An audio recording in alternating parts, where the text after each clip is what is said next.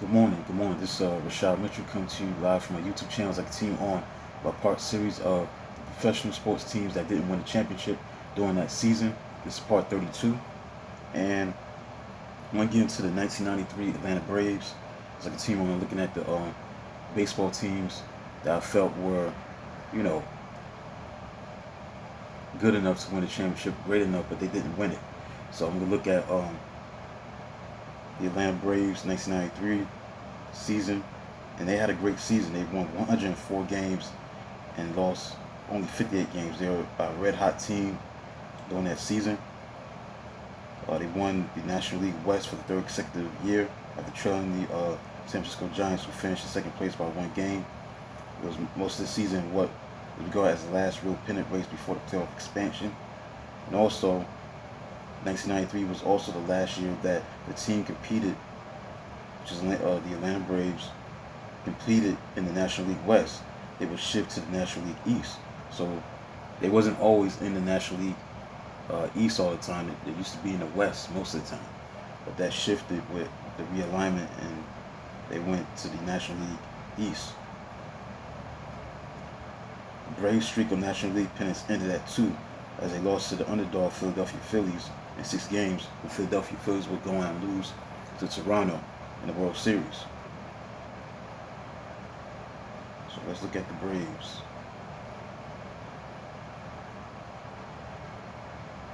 Now the Braves signed Greg Maddux as a free agent, so obviously that boosted their pitching staff, because they already had John Smoltz and Tommy Glavine. Obviously they had the usual players that were there: Terry Pendleton, Mark Lemke, David Justice, Ron Gant, Sid Bream, Jeff Lauser.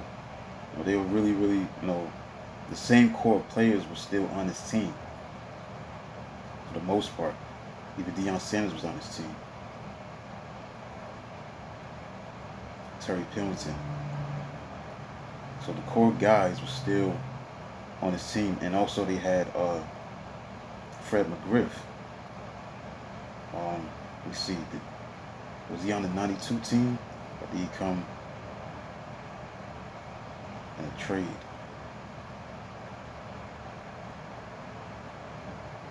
Yeah, July 18th, Fred McGriff was traded by the San Diego Padres to the Atlanta Braves for Melvin Neves, Donnie Elliott, and Vince Moore. So Fred McGriff coming to the Braves in a trade, that was something that was really huge, because he was a slugger,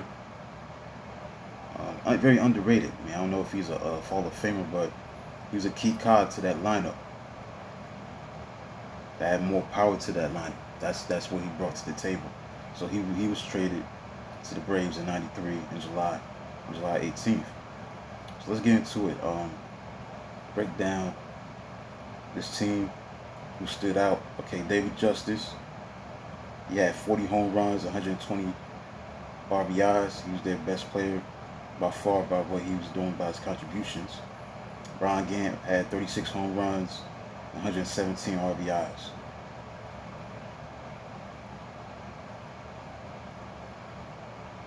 So look at the National Championship Series. Philadelphia surprisingly had the home field advantage. I don't understand why, but Game 1 was played in Philadelphia,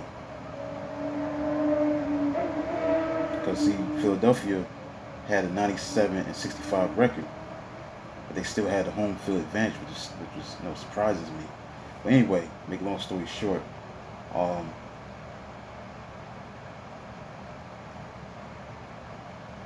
Game 1 went to the Philadelphia Phillies.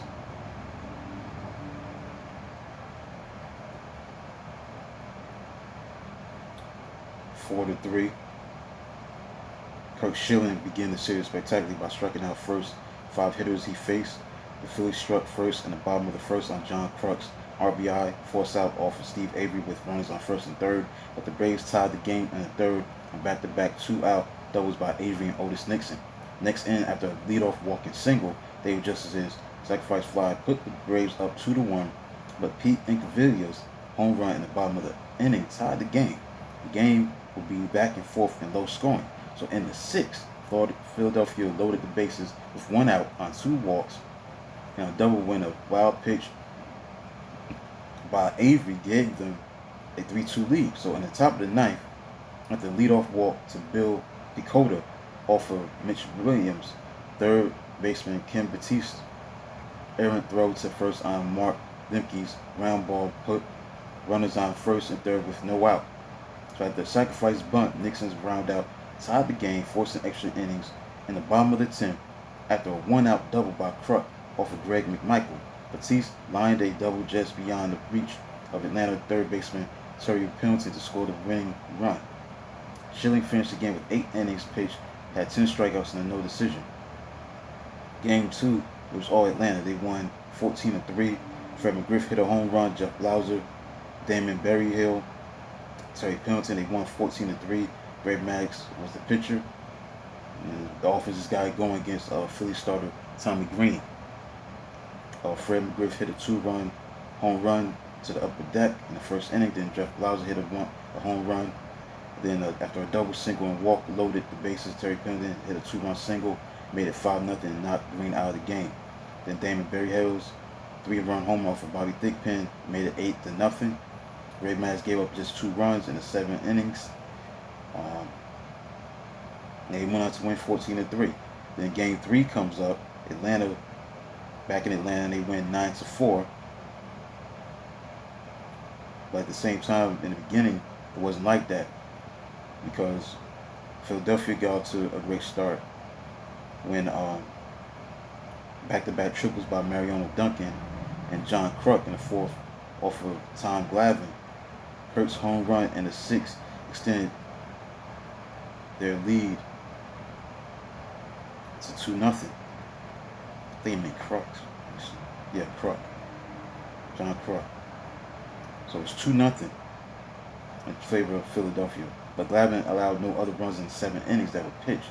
Terry Mulholland pitched 5 shutout innings before the Braves' offense erupted in the 6th.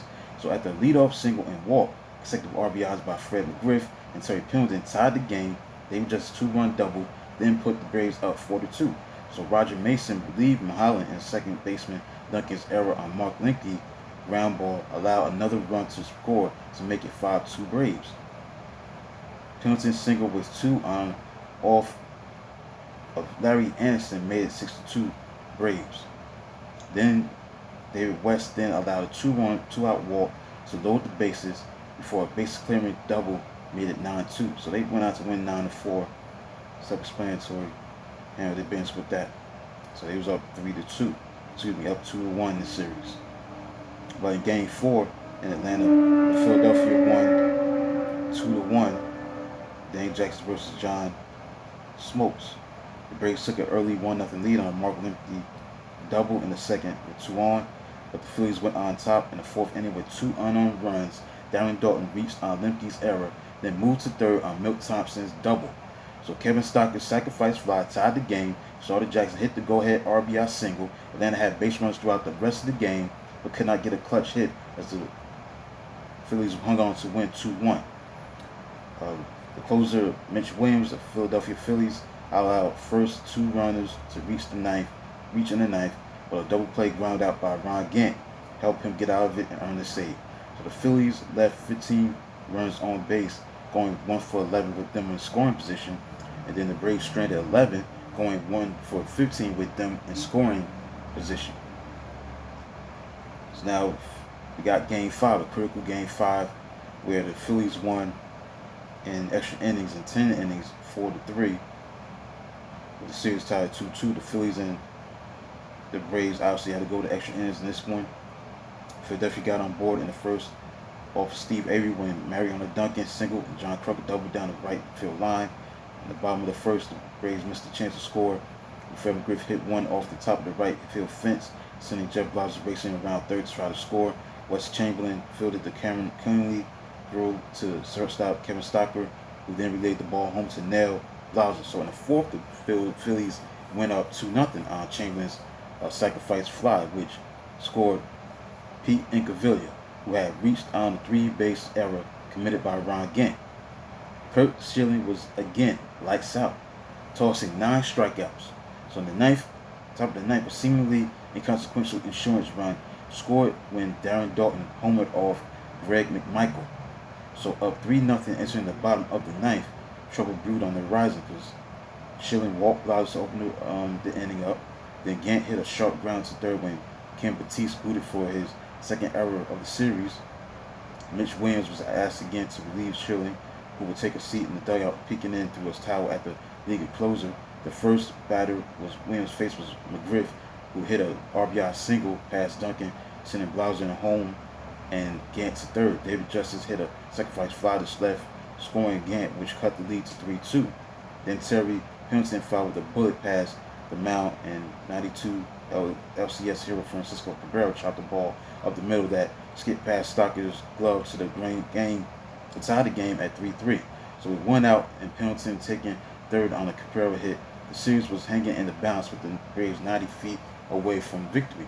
So Mark Linke lined a shot down the left field line that looked to be a game-ending base hit for Atlanta.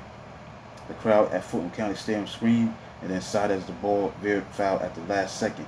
Williams regrouped to strike out Lemke and got Bill Pecota on a flyout to hold the game even.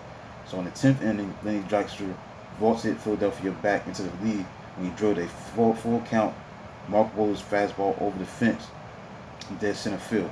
4-year-old Larry Anderson then came on in the bottom of the half to retire the Braves in order, closing out the 4-3 nail biter, and now Philadelphia was up 3-2 going back to Philadelphia Veterans Stadium.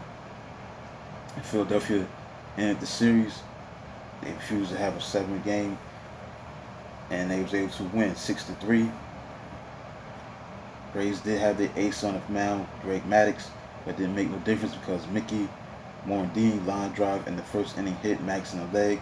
He stayed in the game but was not the same. Darren Daulton hit a base-loaded 2-run double in the third after the Braves got on the board in the 5th on Jeff Blauser's RBI single with 2 on off of Tommy Green's. Dave Hollins connected for a 2-run home run in the bottom of the inning, putting Philadelphia on top 4-1.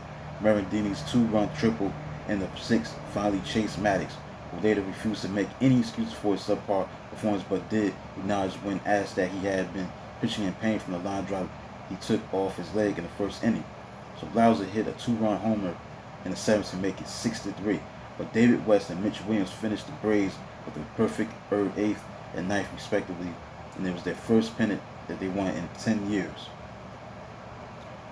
Although he did not get any decisions during his 2 appearances in the 6-game series, Curt Schilling pitched a ERA of 1.69 and 19 strikeouts, was still enough to earn him the 1993 NLCS Most Valuable Player.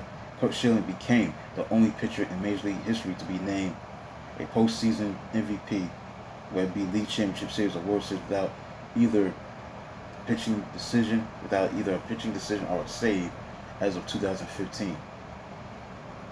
So that concludes a look at that, man. Like, Braves, they was going through that phase, man, in the 90s where they couldn't get over the hump. They were like mirror images of the Buffalo Bills. You know, the Buffalo Bills with the 4 straight Super Bowls. They were successful, but they did not win a championship. The same thing with the Braves. The Braves in 91 didn't win it against the Minnesota Twins. Then 92, they go back to the World Series, lose to Toronto. Then they have a great year winning 104 games. 104 games. And they still don't get the job done. They lose to the underdog Philadelphia Phillies in the NLCS. And then 94, it was a strike year. Then 95, they ended up finally winning the championship for the first time during this run this long run that the Atlanta Braves will have throughout the 90s. I'm saying they were still really, really good. The problem with the Braves is that they didn't win enough championships to prove that they're one of the all-time great teams. But 93 was probably their best team ever. As I gotta continue to look at teams that didn't win it all or won it all. Either way, as far as the Braves are concerned, that might have been their best team from a winning standpoint. They won 104 games. They had the best record in the National League. I'm probably sure they had the best record in baseball. I gotta check that. Double check.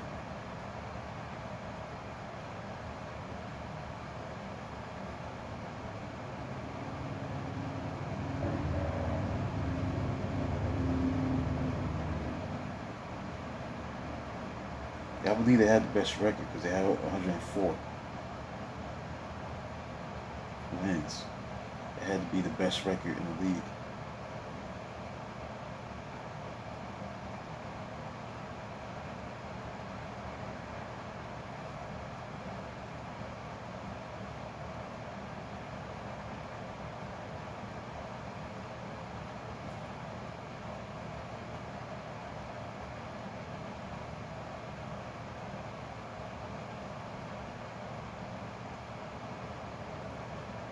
Got 104 and 58, so everybody else wasn't like close to that except for San Francisco Giants. They won 103 games. So they had the best record in baseball, and they didn't win it. So that's why they are the subject of the professional sports teams that didn't win at all. And the teams that I saw, the best professional sports teams that didn't win the championship during that season. And I think they, applied to that. This applies to them because they had some great teams, the Braves. It's just that this team might have been their best team by far, and they just ran into a Philadelphia Phillies team that was just a better team during that series. They were played a few more times in a best of 7, whatever it is. You probably give the advantage to Atlanta. I would say played that 7-game series, but they played numerous times. You have to go with Atlanta to be the favorite to win that series. But they were the epitome of a team that didn't win the championship. Professional sports teams that didn't win a championship during that season, and it definitely was the 1993 Atlanta Braves. So hopefully you enjoyed this video. Please like, subscribe, comment, do whatever you can to support. I do a video going series tomorrow. Until then, talk to you tomorrow.